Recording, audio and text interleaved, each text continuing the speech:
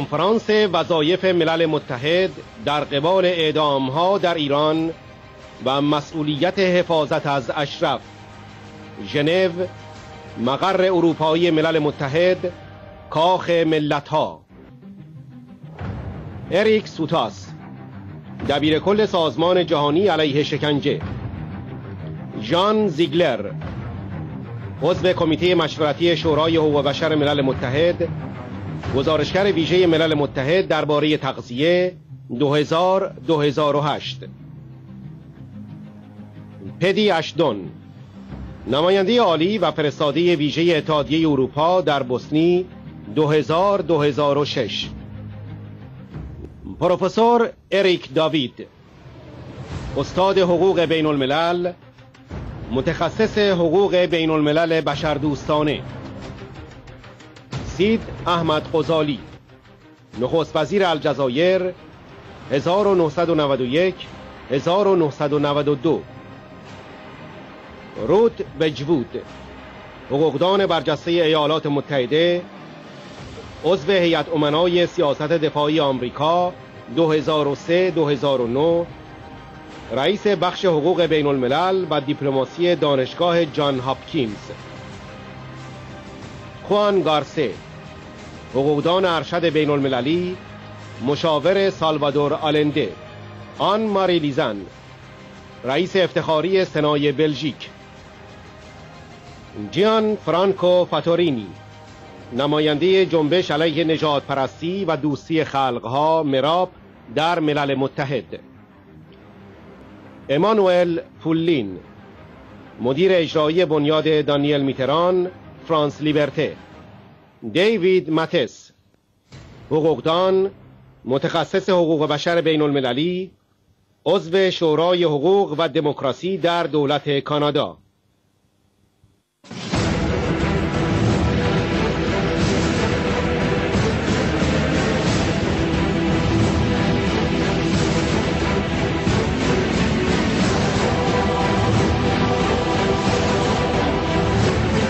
بیانیه مشترک سازمان جهانی علیه شکنجه، بنیاد دانیل میتران فرانس لیبرته و جنبش علیه نژادپرستی و دوستی خلقها مراب، ژنو، 9 مارس 2011، 18 اسفند 89. متخصصان بین المللی و سازمانهای غیر دولتی به پایان اعدام‌ها در ایران و حفاظت از ساکنان اشرف فراخوان می‌دهند. همزمان با 16مین اجلاس شورای حقوق بشر، جلسه‌ای در تاریخ 9 مارس 2011، 18 اسفند 89، به دعوت سازمان جهانی علیه شکنجه، بنیاد دانیل میتران فرانس لیبرته و جنبش علیه نژادپرستی و برای دوستی خلقها مراب برگزار گردید. در این اجلاس آخرین تحولات در ایران و همچنین وضعیت انسانی نگران کننده در کمپ اشرف، محل استقرار 3400 تن افراد حفاظت شده تحت کنوانسیون ژنو، به طور خاص ماده 45، مورد بررسی قرار گرفت که نمایندگان ایالات متحده آمریکا در هنگام اشغال عراق به تک آنها تضمین‌های مکتوب برای تضمین امنیت آنها داده بودند.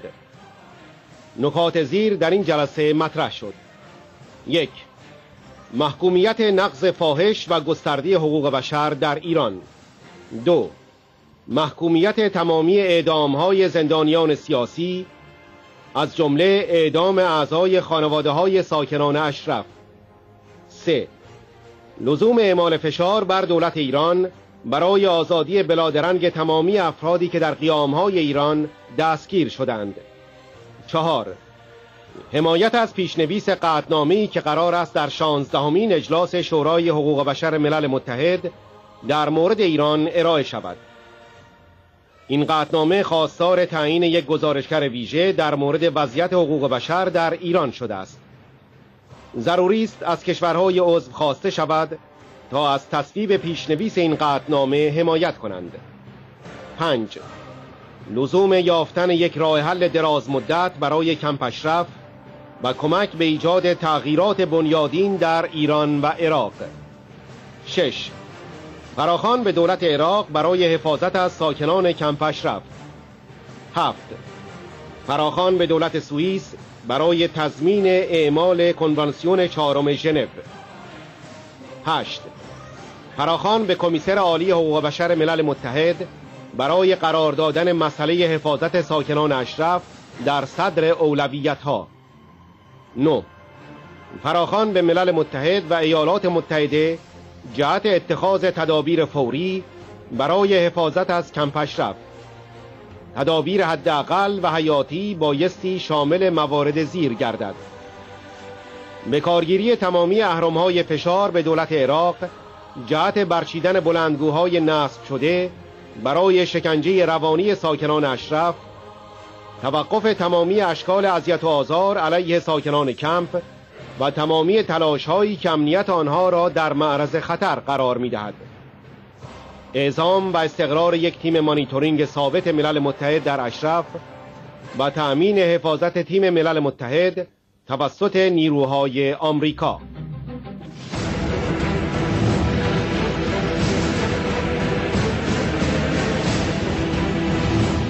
کنفرانس وظایف ملل متحد در قبال اعدام‌ها در ایران و مسئولیت حفاظت از اشرف. ژنو، مقر اروپایی ملل متحد، کاخ ملت‌ها. C'est que un changement en Iran, mais on a un changement dans toute la région qui a des répercussions automatiquement à la fois sur l'Iran, sur l'Irak et sur Ashraf. Et c'est pas très facile de lire dans quel sens vont ces changements. En ce qui me concerne, le premier point intéressant à relever, c'est que ce qui s'est passé en Tunisie, ce qui s'est passé en Égypte, ce qui est en train de se passer en Libye, contrairement à ce que prétendaient les dictateurs en place, n'a pas du tout ouvert la voie vers des républiques islamiques. On a vu qu'il y avait une des forces qui se réclament de l'islam, souvent d'ailleurs un islam plus modéré que celui du Hamas ou de l'Iran, mais en même temps que ces forces entrent dans le cadre du jeu démocratique, et ce qu'on peut espérer, c'est que ce processus se continue ainsi. Alors évidemment, ça a une première répercussion, j'allais dire, sur les Occidentaux, qui sont amenés à revoir leur clé de lecture de la région, et sur l'Iran, qui apparaît beaucoup moins puissant qu'il le prétendait, puisqu'on avait souvent l'impression que tous les mouvements d'opposition dans cette région venaient de lui, étaient inspirés par lui, et cherchaient à créer une situation identique à celle qui est à Téhéran. D'ailleurs, les derniers prêches du guide vont dans ce sens, prétendent que c'est la révolution qui s'étend, reprenant ces toutes premières déclarations faites par la République islamique aux Nations Unies, se présentant comme une tête de pont d'une révolution qui va dans d'autres pays. On voit exactement l'inverse. Aujourd'hui, ce n'est pas eux qui sont à la tête de ces changements. Ceci posé, si les choses ont changé en termes de situation d'Ashraf, il y a d'abord en termes juridiques, en termes de protection pure, on se trouve toujours, malgré tout ce qui a été tenté depuis des années, et quand je dis des années, c'est avant le retrait des Américains, puisque dès l'instant où les Américains ont annoncé leur retrait, nous avons été plusieurs organisations à nous soucier de savoir comment seraient protégées les populations de combattants qui ont déposé les armes et qui risquaient d'être en but à un régime sinon complètement aligné sur Téhéran, du moins fortement influencé par Téhéran. Une question juridique de fond, que soit reconnu que les résidents d'Ashraf sont au bénéfice de la 4e convention et notamment son article 45 qui consiste à s'assurer que les populations protégées, dans le cas d'Ashraf, vont jouir d'une protection suffisante qui correspond au risque qu'ils courent. Et si ce n'est pas le cas, il devrait y avoir retour de la puissance protégée. Là, c'est une obligation, je dirais, qui découle de la Convention. Il faut que clairement soit proclamé par les Nations Unies que ces populations, effectivement, sont des populations protégées au sens de la Convention. Le deuxième point, c'était l'engagement direct des commandants américains qui ont signé avec les représentants et avec les membres, les résidents d'Ashraf. On ne peut pas simplement considérer ça comme un morceau de chiffon. Depuis l'arrivée au pouvoir du gouvernement actuel de Nouri al-Maliki, les tensions contre Ashraf n'ont cessé de monter, mais on a eu des tentatives de déplacer le camp, de le rapprocher des frontières, on a eu des tentatives de le fermer, des attaques directes. Les dernières attaques ont eu lieu au mois de janvier, directement contre les résidents, etc. Et peu à peu, grignotage de la protection qu'on a fait passer de l'Ashraf vers les troupes irakiennes, avec en pression continue autour du camp des représentants de l'Iran, même s'ils ne se présentent pas forcément comme tels, qui menacent à longueur de journée et de nuit les résidents. La difficulté ces derniers mois d'acheminer les médicaments, la difficulté de pouvoir acheminer une aide de type humanitaire, réparation des tuyauteries, de l'eau qui s'est distribuée, etc. Dès lors, il y a clairement une volonté de faire pourrir la situation, d'amener les résidents à quitter les lieux et, si possible, les chasser hors du pays. Je dirais qu'avec ce que je signalais tout au début, avec le changement général, on a vu se profiler quelques initiatives intéressantes. Tout d'abord, celle du régime iranien lui-même, qui se durcit, mais qui en même temps montre des signes de faiblesse, continue à prétendre qu'il est, comme j'ai dit tout à l'heure, le leader de toutes les révoltes en cours, alors qu'on constate au contraire sa perte de vitesse dans ce contexte. Et il y a aussi la déclaration d'Hillary Clinton,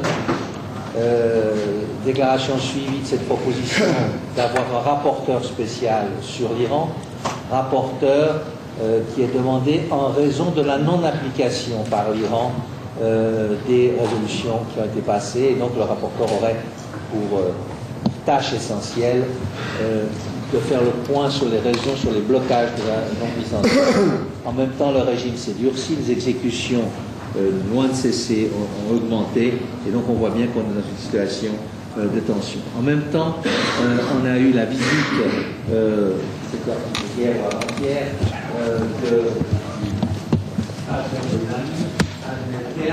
Téhéran, avec des accords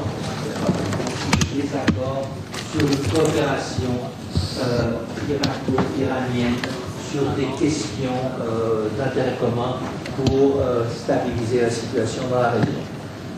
Donc on voit bien aussi ici, pas trop tôt pour interpréter, mais que l'annonce de la possibilité de la nomination d'un rapporteur spécial fait réagir Téhéran et l'oblige en quelque sorte à tenter probablement d'ouvrir quelque chose sur un dialogue avec l'UNAMI pour éviter ou pour justifier le fait qu'un rapporteur spécial n'est pas nécessaire. Ça, c'est une interprétation personnelle, mais je pense qu'il y a un jeu en cours qui est important.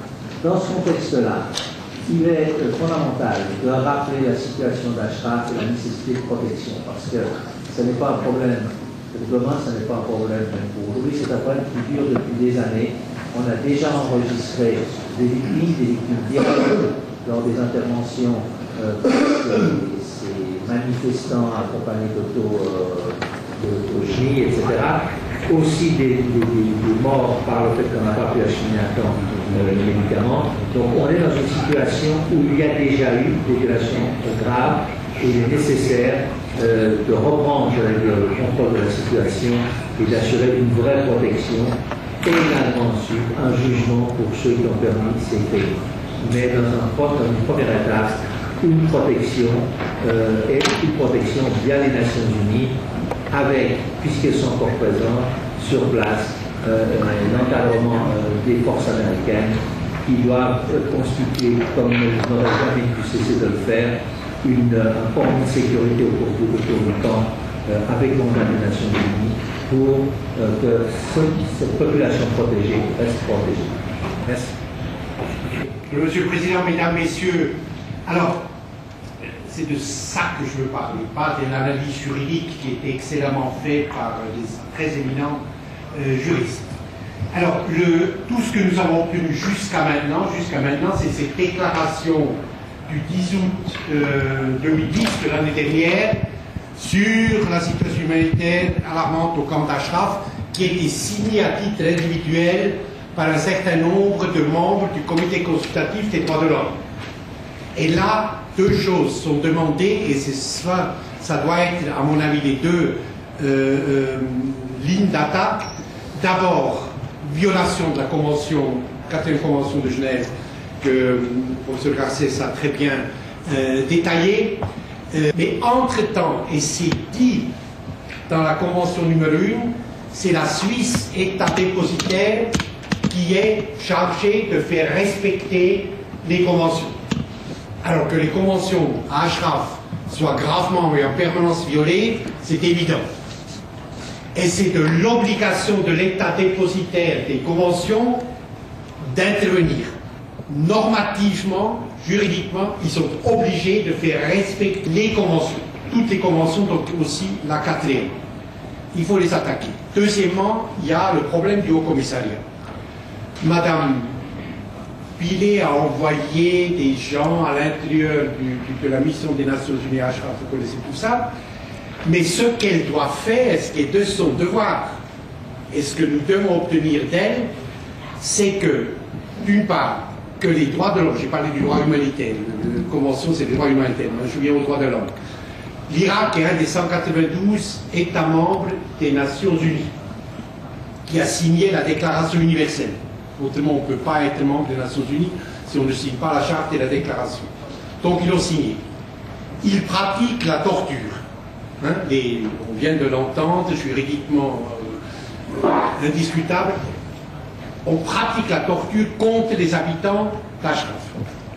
Dans un cas de violation évidente des droits de l'homme, la haute commissaire doit, c'est dans son mandat, prendre l'initiative d'informer le Conseil. Ce que le Conseil fait après, c'est autre chose. Hein, il faut jamais savoir. C'est 47 États, les majorités changent, etc. Mais elle doit le faire. Elle doit, maintenant le Conseil siège depuis, c'est pour ça que je dois aller, depuis le 28, c'est la 16e session, le 28 février, depuis une semaine, il siège là-bas. Et bien, avant l'ouverture, au premier jour de chaque session, la haute commissaire fait la liste des situations of concern. Elle doit le faire. Et après, le Conseil, bon, il délibère et puis on verra. C'est les deux choses que nous devons obtenir. Alors, je vais faire deux remarques, et puis je termine, plus personnelles. Les Moudjahidines du peuple sont le seul mouvement révolutionnaire de libération nationale qui n'a pas d'État derrière lui. Hein? Les révolutionnaires algériens ont pu compter sur la Tunisie, sur les pays, hein, les Vietnamiens, eux, ils n'ont personne. Donc ils dépendent totalement de la société civile. De la société civile. Ils dépendent vraiment de la société civile. Et pourquoi il faut mobiliser la société civile? Le Premier ministre Ghosali m'a dit une chose, une fois très très intelligent, m'a dit, ou bien c'est les Moudjahidines qui réussissent, alors c'est le monde musulman qui réussit, ou ils échouent. Parce que les Moudjahidines du peuple, moi j'étais longtemps professeur de sociologie, donc je vous parle un peu de sociologie, sont le seul mouvement de libération nationale qui peuvent nous sauver de l'islamophobie. Vous savez que l'islamophobie, la xénophobie, ici dans cette ville de Genève, dont je viens, progresse d'une façon effroyable. Effroyable. Et vous avez les Moudjahidines du peuple, qui sont des révolutionnaires, qui sont des hommes et des femmes de foi musulmans, mais qui luttent pour les valeurs démocratiques, de liberté, d'état de droit, de séparation du pouvoir, pour les valeurs universelles. Alors, le fait qu'ils doivent réussir à libérer l'Iran, ça nous concerne tous. Parce que l'islamophobie, le racisme qui empoisonne l'Europe, et ça va être de pire en pire, qui empoisonne l'Europe, ne peut être battu en brèche que par un mouvement qui s'ancre dans la foi musulmane, mais qui lutte démocratiquement en fonction des valeurs universelles de la Charte et de la Déclaration universelle. Donc c'est un combat qui est tout à fait exemplaire, et je remercie le Premier ministre Kozani de ce déjeuner. Vous m'avez rendu attentif à ça, et tout à coup j'ai compris. Dernière chose que je voudrais dire, dans cette salle, et c'est pour ça que je suis appelé mur, il y avait Kazem Bachavi. Kazem Bachavi, qui était mon collègue à l'Université de Genève, qui a été le premier délégué du CNRI pour les droits de l'homme, qui a lutté comme un lion. Alors vraiment, je l'ai vu, toi aussi, tu l'as lu, Kazem, hein, ce qu'il a fait. Dans cette salle, entre autres, il a lutté pour les droits de l'homme du peuple iranien, et il a été assassiné. Il a été assassiné tout près d'ici à Tané, hein, dans le canton de Vaud, par les agents de la police secrète des Pastarams. Alors, moi, je pense que nous devons vraiment beaucoup d'admiration et une totale solidarité aux Moudjahidines. Ils ont perdu des dizaines de milliers de tués, d'exécutés. Ashraf, c'est que la dernière étape, de jeunes, de femmes, d'hommes assassinés. Et quand je regarde dans la salle, je vois les quelques amis, il n'y a pas un qui n'a pas un frère, un père, une sœur, un fils qui a été pendu, assassiné par les terroristes d'État iraniens. Donc je voulais simplement leur dire merci, puisqu'ils luttent pour notre liberté, ils luttent pour notre dignité. Alors, je te remercie.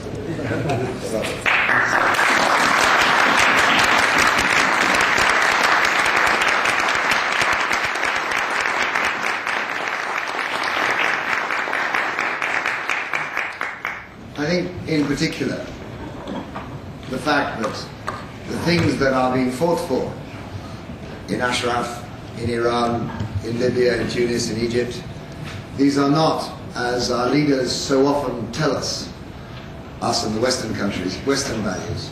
They're not Western values. They are indeed universal values. Otherwise, how could they not lie at the heart of the UN Charter? And by the way, they are values which are as true a part of Islam, the real Islam, as I think they are a part of Christianity, and it's something we should recognize.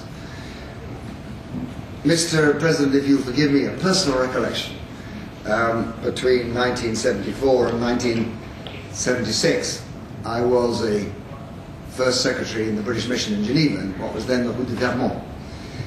And during my time there, one of the tasks that I was set, which changed my life, frankly, was the task to bring before the Human Rights Commission Sheila Cassidy, who had been tortured in the regime of Pinochet. I say it changed my life because it helped to form my political opinions as a liberal, at the heart of which lie this concept of the importance, the absolute importance, of a system of belief in politics which depends on the primacy of individual human rights. So, I need hardly say that it gives me great pleasure to be here in this room. I don't know if it was this room that I actually gave evidence in, but it was close to here. My memory isn't that clear that far back. There was a very great British philosopher. We in Britain have had not many, I have to say, great philosophers, but one of the greatest of them was Edmund Burke, who said that all that is necessary for evil to triumph is the silence of good men. All that is necessary for evil to triumph is that good men should remain silent. And I'm here today, as I suspect many of you are, to challenge the silence of those who ought not to be silent in what is a clear, flagrant and demonstrable breach, not only of the proper government's actions of governments that are concerned, but also of the individual human rights of the 3,400 or so men, women in Ashraf camp. We've heard today very clearly about the legal case. I'm not a lawyer. I can, however, say this, that as I understand it, the Fourth Convention, which of course protects the rights of refugees in times of conflict, in times of war, does not end when the war ends. Those refugees who have been put in difficulty or under threat in times of war, that position of protection is not removed from them when the war ends, it's removed from them when their position is put right. And that certainly is the basis upon which I believe the refugees in, for instance, the Balkans have been treated. Their Fourth Convention protections did not end when the Balkan conflict was put to an end. They ended when their position was properly rectified. Now surely, if that applies to those refugees, it must apply also to Ashraf. But this does not depend, this does not rest simply on a legal position. There has been, as Mandras has said, a clear individual undertaking given by the United States government to each and every single one of those people. That is a commitment of honor. And it is, I think, the honor of the United States who signed that, which is now placed in question. If that is not adequately delivered, I wonder whether you can hand over a legal commitment, if such a thing exists, to another sovereign government, as the United States claims it has to the Iraqi government. But if you can hand over a legal commitment, you cannot hand over a moral one. It is the United States still that remains the signatories, and Britain too. It is no good for us to say that this is now the responsibility of another sovereign government. We created the space in which the Iraqi government would come into existence. You cannot hand over that moral commitment in this fashion. It is now our duty to make sure that the promises that we gave are now honoured and in full, and if the proper vehicle for delivering those is the Iraqi government, then we must make sure that the Iraqi government does precisely that. So I believe that there is what you might call a presumed legal status, but there is an unquestioned moral obligation in this matter. By the way, their status under the Fourth Convention is not contingent on them not having political views. Let me remind you, a committee of closure in the office of the Prime Minister of Iraq. A committee of closure which might have after it a committee of closure by any means. And they are determined to shut down, even if it means denying the rights of those who exist in that camp for political reasons. This goes to the very top of the Iraqi government, it goes to the Prime Minister himself. And any action that takes place at Ashraf must be presumed to be his personal responsibility, which cannot be ducked or dodged.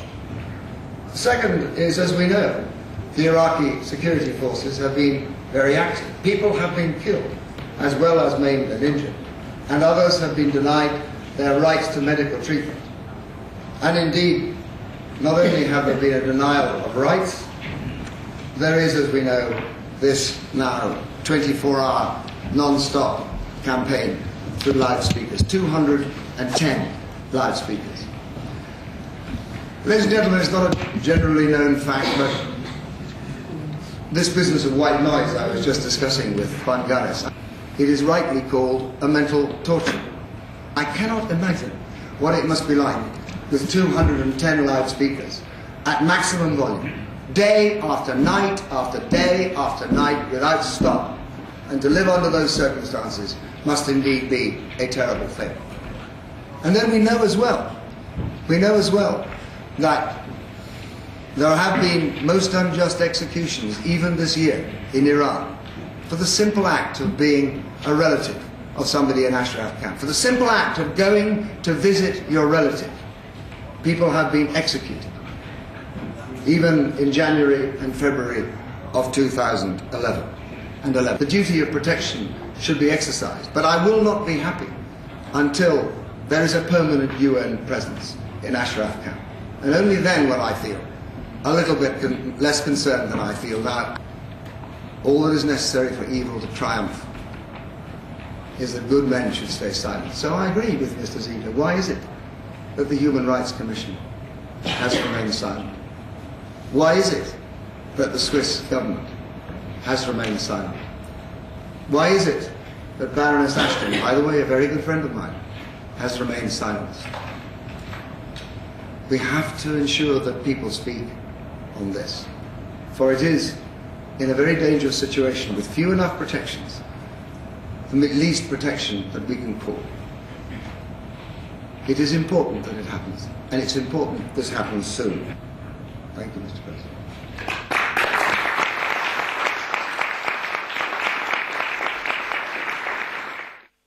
Merci, Monsieur le Président. Voilà. Merci, Monsieur le Président.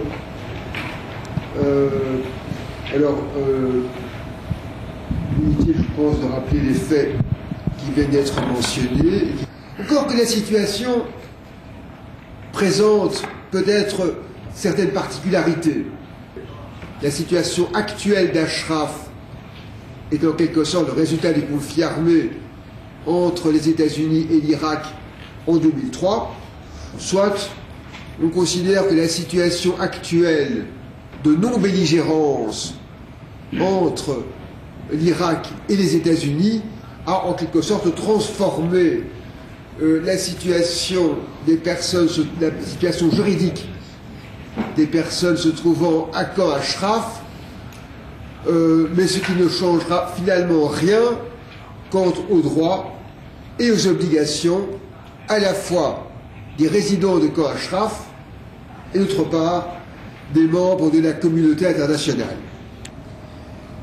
Les États-Unis, les forces américaines ayant quitté l'Irak ont remis en quelque sorte le sort des résidents de Camp Ashraf à l'Irak, et comme là je crois mentionné notre président tout à l'heure, eh bien l'article 45 de la 4e Convention de Genève de 1949 prévoit que même si le sort de personnes protégées par ces conventions est remis entre les mains d'une puissance tierce, et donc aucune difficulté ici à dire que l'obligation de respecter et faire respecter les conventions de 1949 pleinement applicables à l'espèce continue à s'appliquer, continue donc bien sûr à lier les États-Unis sur la base de l'article 45, mais pas seulement les États-Unis. L'obligation de respecter et de faire respecter est une obligation qui lie tous les États membres, tous les États partis aux conventions de Genève, c'est-à-dire 193 États, de la même un de plus que les États membres des Nations Unies. C'est-à-dire que toute la communauté internationale reste, en quelque sorte, de près ou de loin, responsable de ce qui se passe aujourd'hui à Ashraf. En ce qui concerne alors en particulier ces opérations de harcèlement qui sont effectuées par les forces irakiennes à Ashraf, eh bien nous sommes là en présence de ce qu'on pourrait appeler des sanctions collectives qui sont prises par les autorités irakiennes à l'encontre d'Ashraf, ce qui viole diverses dispositions des conventions de 49, en particulier l'article 50 de la 4e convention. Donc vous voyez que déjà, d'ici, rien qu'en se limitant à l'applicabilité du droit humanitaire, eh bien, il y a déjà une lourde responsabilité qui incombe non seulement, bien sûr, à l'Irak, mais aussi aux États-Unis, et au-delà des États-Unis et de l'Irak, au reste des États membres de la communauté internationale. Des résidents de Camp Ashraf, et ce n'est pas très compliqué, les résidents de Camp Ashraf ont été admis dans les années 80, en 85-86, par le régime irakien en tant que réfugiés politiques. Ils fuyaient, ils quittaient l'Iran pour ne pas être persécutés, pour ne pas être assassinés purement et simplement. Ils répondent donc parfaitement à la définition du réfugié telle que vous la trouvez de la Convention de Genève de 1951. Et donc, il n'y a pas de doute que ces personnes sont des réfugiés. On peut considérer que la situation telle qu'elle existe aujourd'hui est le produit de l'accueil de ces réfugiés par l'État irakien. C'est vrai que le régime actuel en Irak n'est pas le régime qui existait en 2003, mais il n'en demeure pas moins. Les gouvernements changent, l'État demeure. Vous avez actuellement une déclaration des droits de l'homme, des droits humains relatifs aux droits des personnes n'ayant pas la nationalité du pays où elles vivent. C'est une déclaration qui a été adoptée par l'Assemblée générale des Nations unies en 1985 et qui reconnaît à ces personnes les mêmes droits humains que ceux qui sont reconnus aux ressortissants d'un État. Ça ne pose évidemment aucune difficulté de ce point de vue-là. Eh bien, la situation actuelle qui est réservée par l'Irak aux résidents de camp Ashraf, c'est notamment le fait qu'ils ne peuvent pas circuler, ces gens ne peuvent pas circuler comme ils le veulent en Irak. On veut même les expulser d'Ashraf, violant ainsi leur droit de résidence et leur droit à la propriété privée qu'ils ont acquis sur la terre d'Ashraf. Il y a là les violations des articles 12 et 17 du pacte relatif aux droits civils et politiques. Par ailleurs, l'ensemble des droits économiques, sociaux et culturels qui leur sont refusés par les difficultés qu'ils ont à pouvoir obtenir des soins, qu'ils ont à pouvoir travailler. Il n'y a plus de commerce possible entre camp Ashraf et le reste de l'Irak. Il y a là des violations des articles, des différentes dispositions du pacte relatif aux droits économiques, sociaux et culturels qui entraînent évidemment la responsabilité de l'Irak. Mais il n'y a pas qu'Irak. Il y a aussi la communauté internationale. On peut parfaitement considérer que les faits dont sont actuellement victimes les résidents de camp Ashraf, outre le fait qu'il y a des faits de torture qui sont bel et bien commis, eh bien, il y a aussi des crimes contre l'humanité qui, bien sûr, peuvent mettre en jeu l'application de la compétence universelle, qu'il s'agisse de torture, qu'il s'agisse de crimes contre l'humanité. Je suis heureux de le dire ici, dans l'enceinte même du bâtiment des Nations Unies à Genève, que cette obligation de protéger incombe non seulement aux États, non seulement à l'État sur le territoire duquel les faits en cause sont commis, mais aussi au reste de la communauté internationale. Et j'attends toujours avec impatience que l'on mette un jour en cause sérieusement et réellement la responsabilité de l'ONU pour un certain nombre d'impérities dont elle s'est rendue gravement coupable aux yeux de l'histoire avec un grand H. Mais vous savez, parfois il ne faut pas avoir peur d'aller devant les juges. Il n'y a pas qu'à Berlin qu'il y a encore des juges.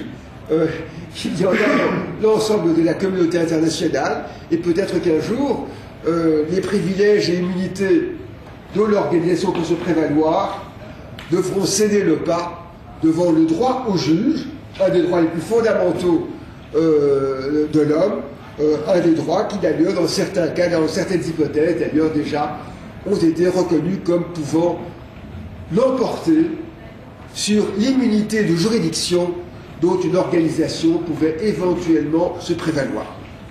Rassurez-vous, je ne vais pas vous faire ici un cours de droit international, je vais m'arrêter ici, je pense en avoir assez dit pour cet après-midi. Merci beaucoup.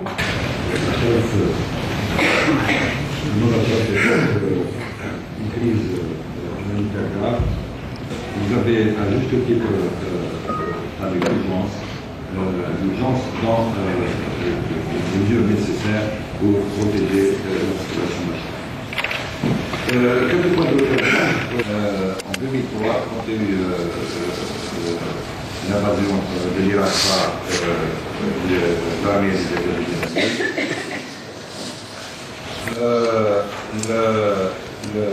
l'armée occupante a pénétré bien sûr dans la cité d'Ashraf. Elle a complètement désarmé les habitants d'Ashraf. Il y a eu une enquête qui a duré 7 mois, effectuée par la CIA et le FBI. Cette enquête s'est effectuée auprès de chaque habitant. Chaque habitant a été interviewé et cela a débouché à une sorte de contrat entre le commandement américain et chacun des occupants d'Ashraf. Au terme du temps, l'armée reconnaissait l'éligibilité d'Ashraf à la protection de la Convention internationale, et deuxièmement, un accord au terme duquel l'armée américaine s'est engagée à assurer la protection des vies et des biens à l'intérieur de ce pays. En 2008, il y a eu les accords SOFA, c'est-à-dire le transfert des compétences de l'armée américaine au profit de l'armée irakienne. Et au terme de ce accord, le gouvernement irakien s'est engagé à assurer toutes les responsabilités qui devaient échoir à l'époque à l'armée américaine, et notamment celle de protéger la question nationale.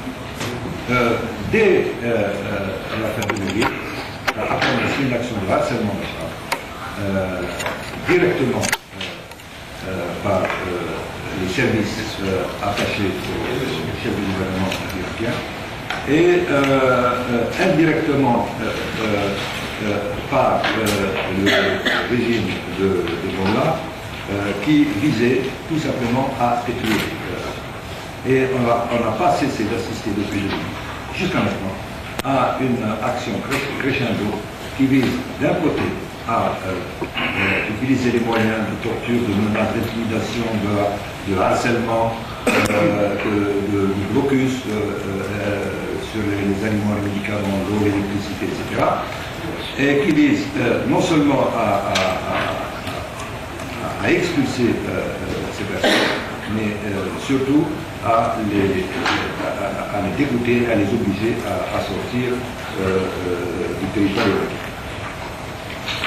Alors, évidemment, quand on parle de ça, on parle automatiquement de la résistance iranienne, mais on parle, c'est une question qui est liée au développement politique dans les deux pays, c'est-à-dire l'Irak et l'Iran. Pourquoi je dis ça? Parce que, paradoxalement, à partir du moment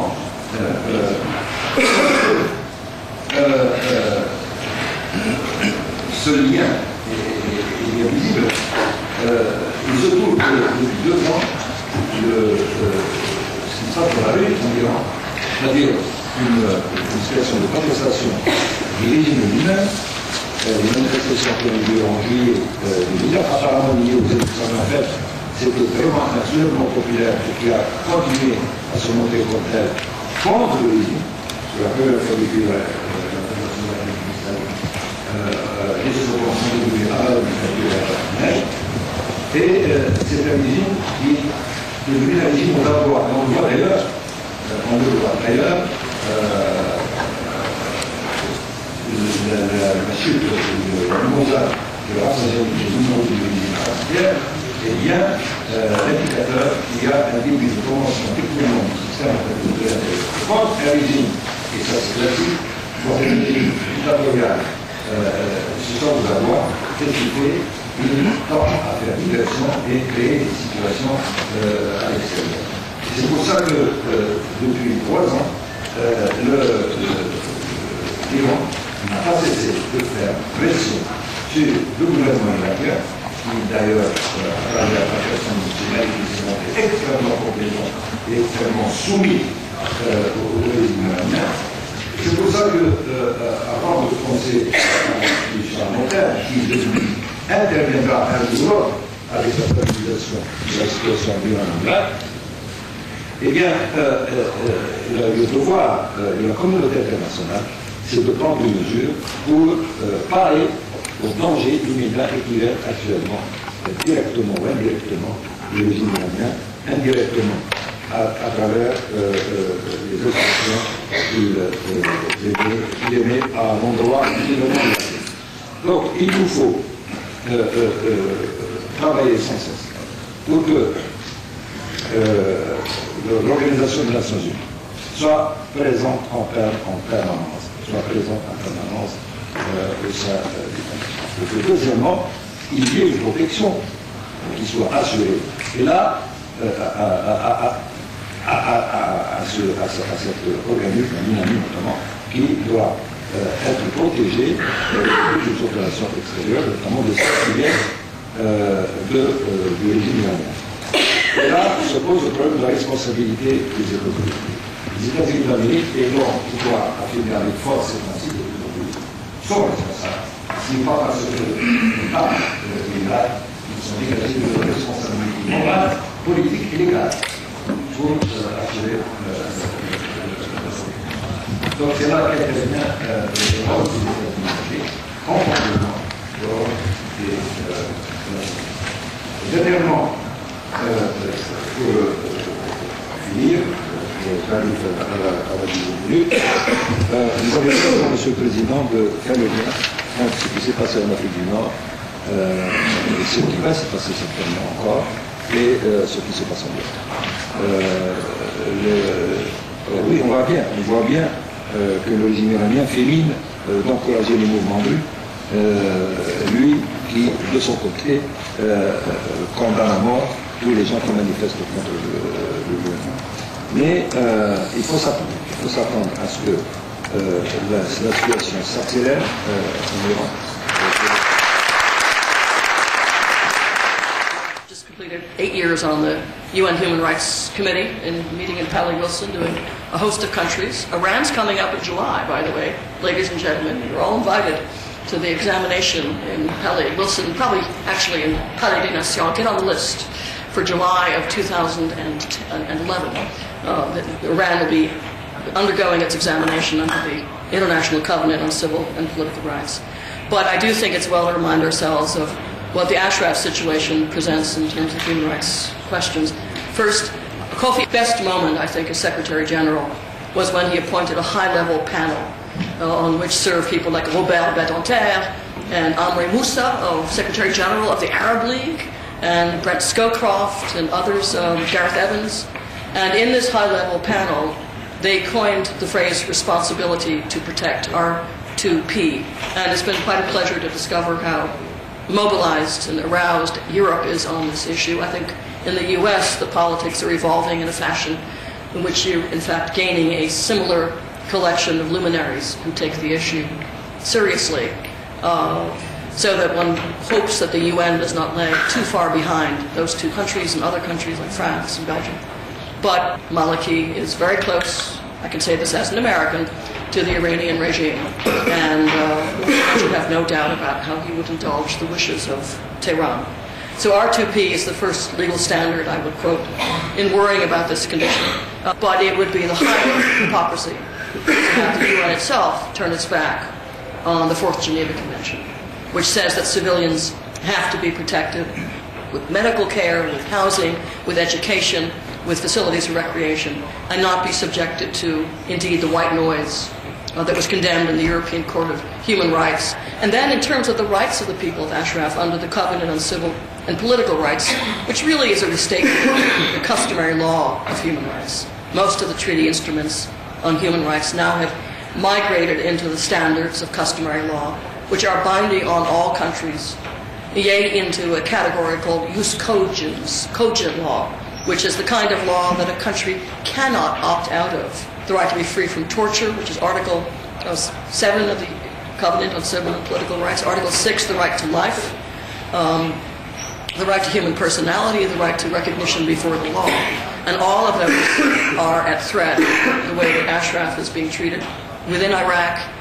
So I would, I don't know how many people here are from country delegations, from the press. I would encourage you to encourage my esteemed colleague, the High Commissioner for Human Rights, to take a stand on this. I would encourage you to encourage Secretary of State Clinton to think about delisting this particular organization.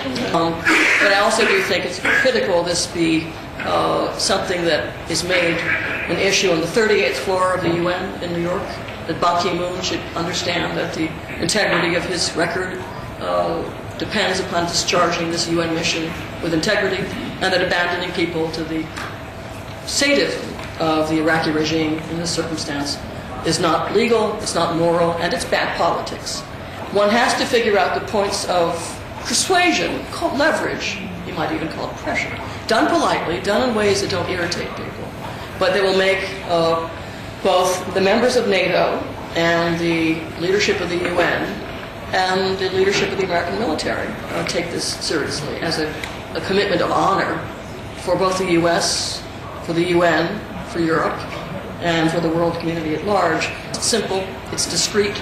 It would indeed take only the presence of, say, a dozen UNMOs, UN military observers, in the camp to become. The standards of Geneva are clear, the standards of the Covenant on Civil and Political Rights are clear, and frankly, I would even cite a common law idea of promissory estoppel. Ever heard of that? Once you promise something, you have to make good on the promise. They were promised protection, and they have a right to enforce that contract. So the most basic ideas of public law demand that this be a project that's not abandoned. As for Iran in general, obviously, one should also highlight this and hope that the politics can work for the best. There are those who favor economic sanctions on gasoline, which seem to have had some effect. One hopes that the North African Revolution will have a didactic, instructive effect for Iran as well. Better to be in front of the parade than behind. But I do think, as a lawyer, that one can say that not protecting Ashraf, just as abandoning Iranian civilians to their fate, would be a violation of human rights law that would be very shameful for the world community. Merci, Monsieur le Président.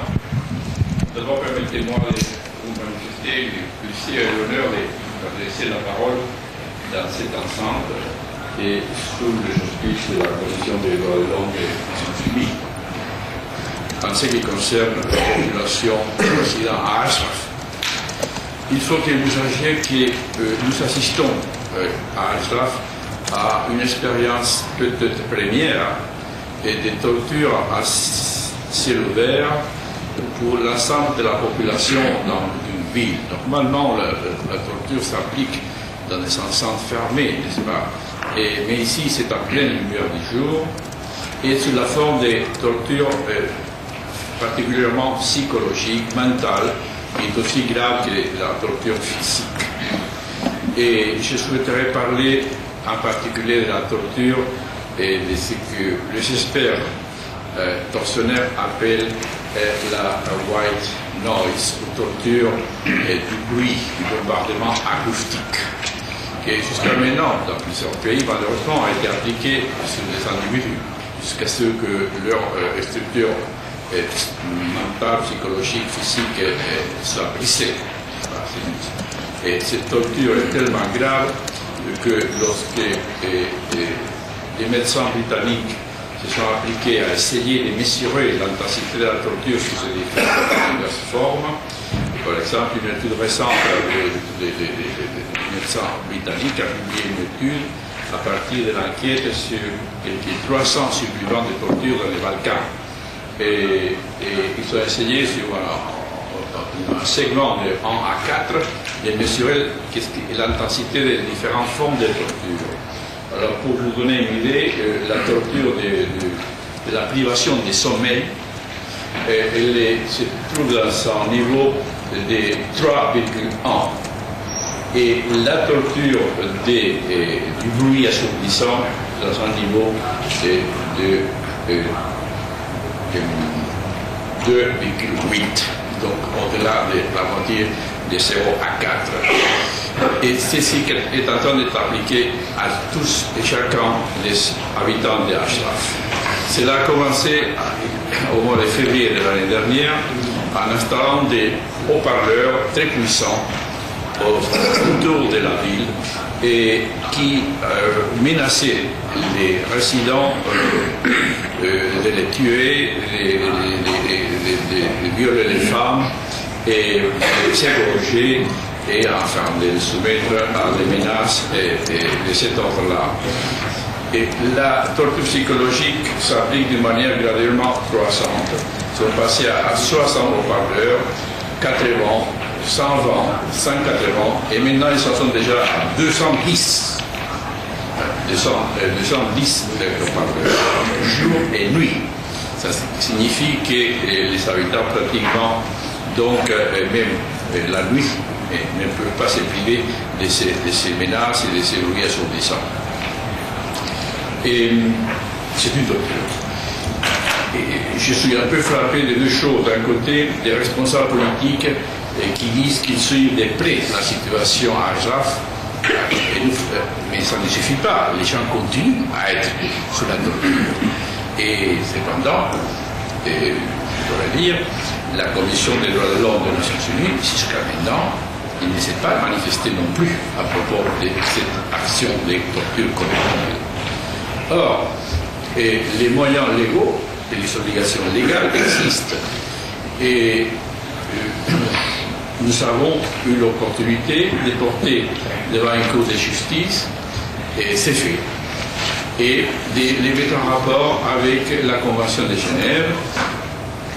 La Convention numéro 4, qui m'a été indiquée, a été reconnue par les forces occupantes lorsqu'il s'agissait sur un mandat du Conseil de sécurité des Nations Unies. Et cette convention garantit les libertés fondamentales et les droits fondamentaux essentiels de la personne humaine. Ce qui est en train de se passer à Ashraf, c'est une violation ouverte et grave de la convention. Et pour cette convention, ces violations sont considérées comme des crimes de guerre. Et ces violations sont susceptibles d'être poursuivies d'après les principes de la juridiction universelle par tous les pays, dans tous les États qui ont signé et ratifié la Convention de Genève. L'un de ces pays, c'est l'Espagne, et j'ai eu la responsabilité de soumettre fait à la Cour de l'Assise nationale de l'Espagne. Elle a considéré qu'en effet, la Convention de Genève s'applique, a déclaré sa juridiction et en particulier a ordonné que le général de l'armée irakienne qui a conduit l'attaque du mois de juillet 2009, ayant provoqué 11 morts et plus d'une soixantaine de blessés, vient devant la Cour et répondre à ces accusations, accompagné d'un avocat pour se défendre. Autrement, la Cour lui nommerait un avocat d'office. Et cette communication a été envoyée à Bagdad. Ce qui m'importe de souligner aujourd'hui, c'est la nécessité, la convenance que les organisations des Nations Unies responsables, avec des responsabilités plutôt dans les domaines des droits de l'homme, elles-mêmes, n'est-ce pas, ne se limitent pas seulement à recevoir des rapports, mais qui prennent des initiatives afin de parler de manière publique et de prendre position à l'égard de cette manifestation des tortures collectives.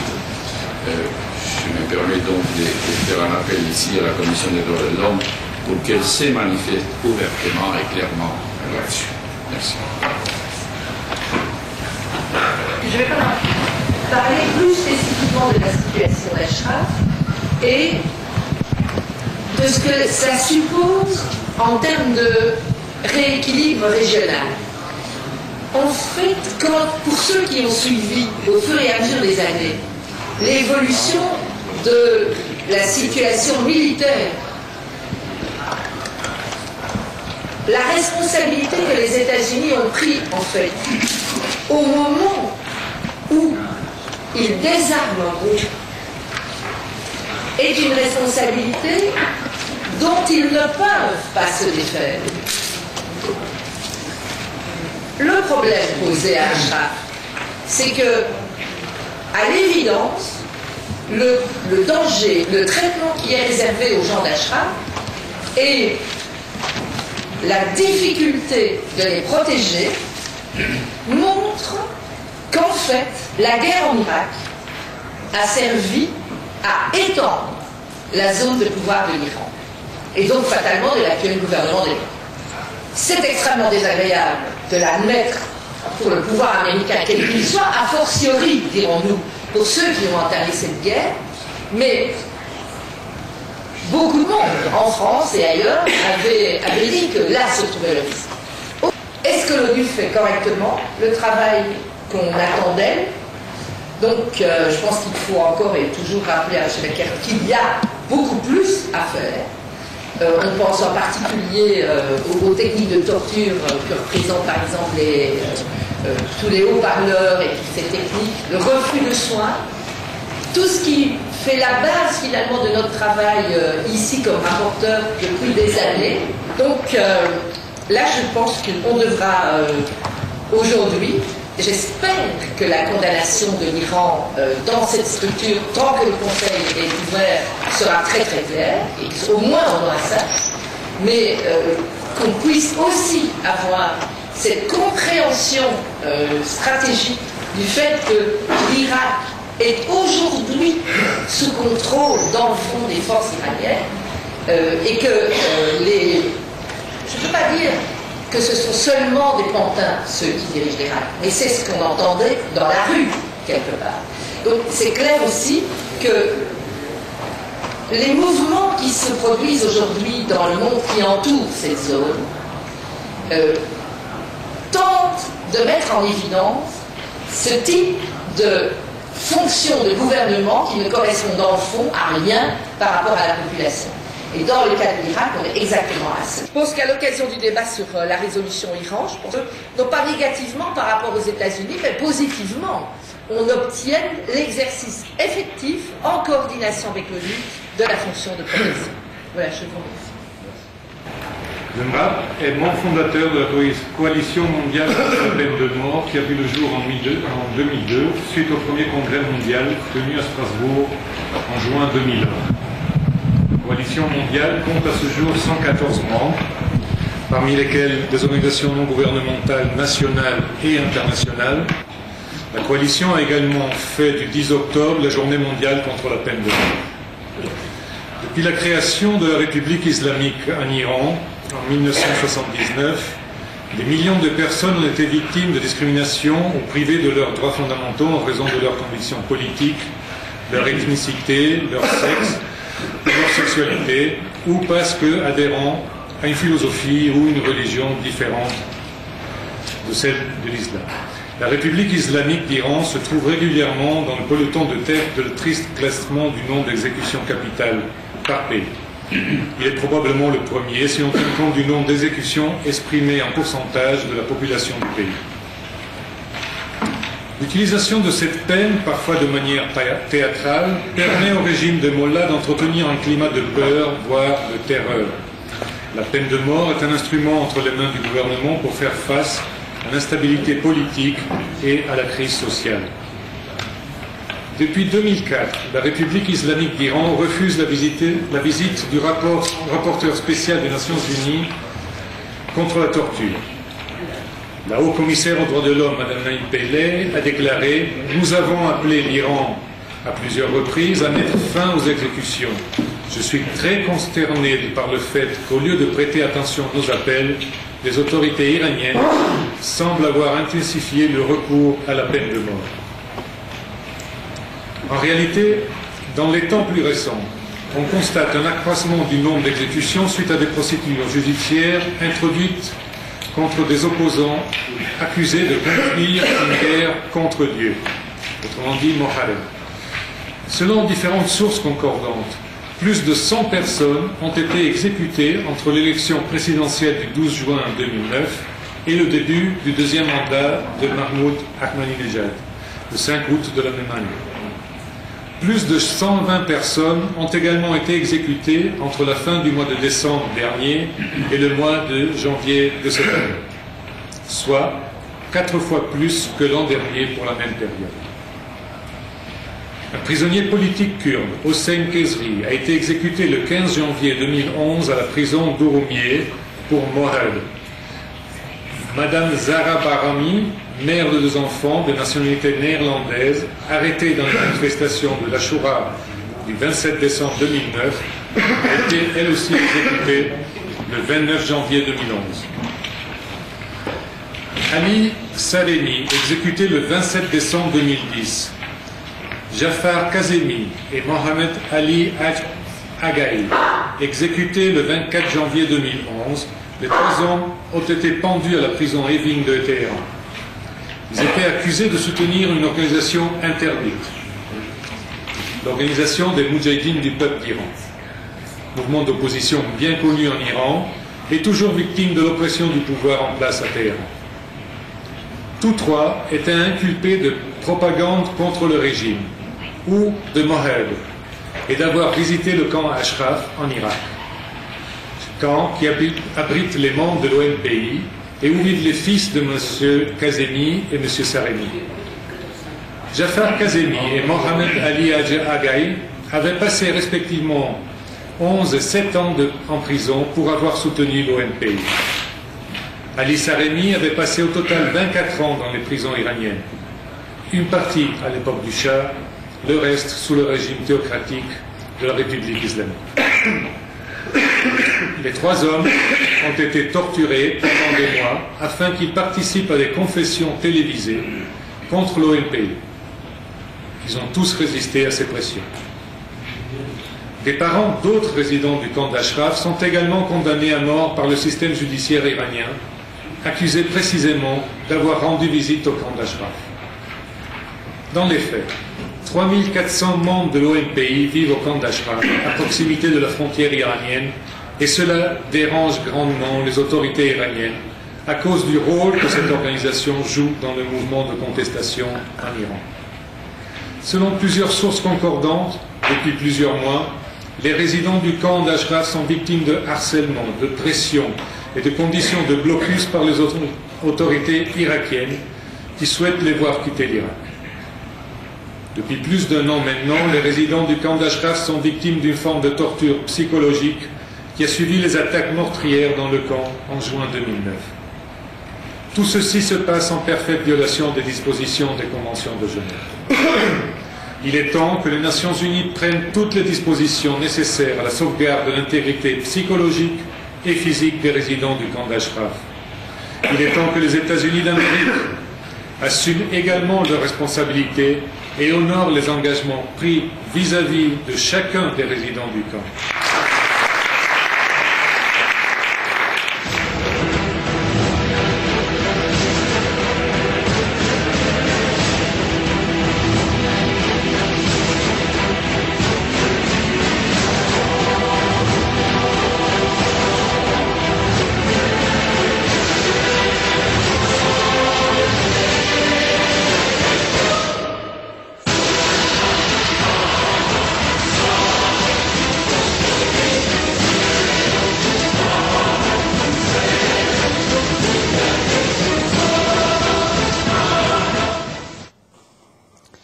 رویتر گزارش داد مدافعان حقوق بشر طی جلسه‌ای همزمان با اجلاس شورای حقوق بشر ملل متحد گفتند سازمان ملل متحد و آمریکا باید حفاظت تبعیدیان ایرانی مستقر در کمپ اشرف در عراق را به عهده بگیرند.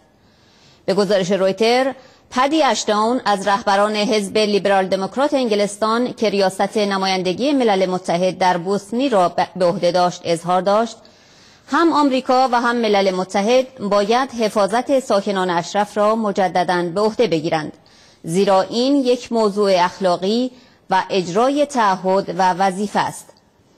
در این جلسه که در مرکز اروپایی ملل متحد در ژنو برگزار شد، ژان زیگلر مقام حقوق بشری ملل متحد سازمان مجاهدین خلق را به عنوان یک جنبش ملی که برای ارزش‌های جهان شمول مبارزه می‌کند مورد تحسین قرار داد.